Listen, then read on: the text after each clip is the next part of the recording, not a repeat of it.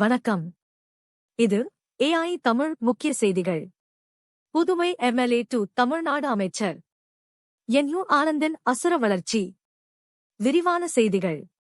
கடந்த 2005ஆம் ஆண்டு புதுச்சேரி காங்கிரசின் முக்கிய முகமாக திகழ்ந்த PU கண்ணன் அக்கட்சியில் இருந்து விலகி புதுச்சேரி முன்னேற்ற காங்கிரஸ் என்ற அரசியல் கட்சியை தொடங்கினார்.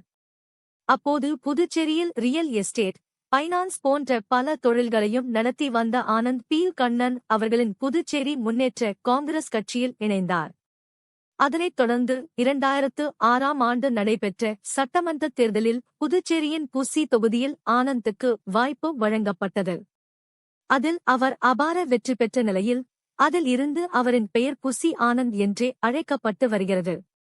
அதன் பின்னர் 2011ஆம் ஆண்டு சட்டமன்ற தேர்தலில் உப்பளம் தொகுதியில் சுயேட்சையாக போட்டியிட்ட ஆனந்த் தோல்வியை தழுவினார். தொடர்ந்து என்ஆர் காங்கிரஸ் கட்சியில் இணைந்த அவர் 2016 சட்டமன்ற தேர்தலில் மீண்டும் உப்பளம் தொகுதியில் போட்டியிட்டு தோல்வியை தழுவினார். இதனிடையே விஜயின் தந்தை SUA சந்திரசேகர் மூலமாக விஜயுடன் இவருக்கு அறிமுகம் கிடைத்த நிலையில் அதன் மூலம் விஜயின் நற்பணி இயக்கத்தில் இணைந்து பல்வேறு சமூக சேவைகளை செய்து வந்தார். இது விஜயின் கவனத்தை ஈர்த்த நிலையில் 2009ஆம் ஆண்டு தனது நற்பணி மன்றங்களை ஒருங்கிணைத்து விஜய் தொடங்கிய விஜய் மக்கள் இயக்கத்தின் அகில இந்திய பொதுச் செயலாளராக ஆனந்த் நியமிக்கப்பட்டார். அப்போதில் இருந்து விஜயின் நிழல் என்று சொல்லும் வகையில் அவருக்கு நெருக்கமானவராக உருவாகியுள்ளார்.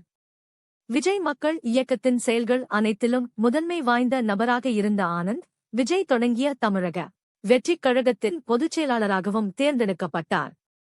கட்சி ஆரம்பிக்கப்பட்ட நாள் முதல் இன்று வரை தொண்டர்களை ஒருங்கிணைப்பதிலும் கட்சியின் கொள்கைகளை மக்களிடம் கொண்டு செல்வதிலும் முன்னணியில் திகழ்ந்த ஆனந்த் பலமுறை சர்ச்சைகளிலும் சிக்கியுள்ளார். மேலும் செய்திகளுக்கு இணைந்திருங்கள். நன்றி. சூடான செய்திகளை உடனுக்குடன் தெரிந்து கொள்ள எங்கள் சேனலை சப்ஸ்கிரைப் செய்யுங்கள். நன்றி.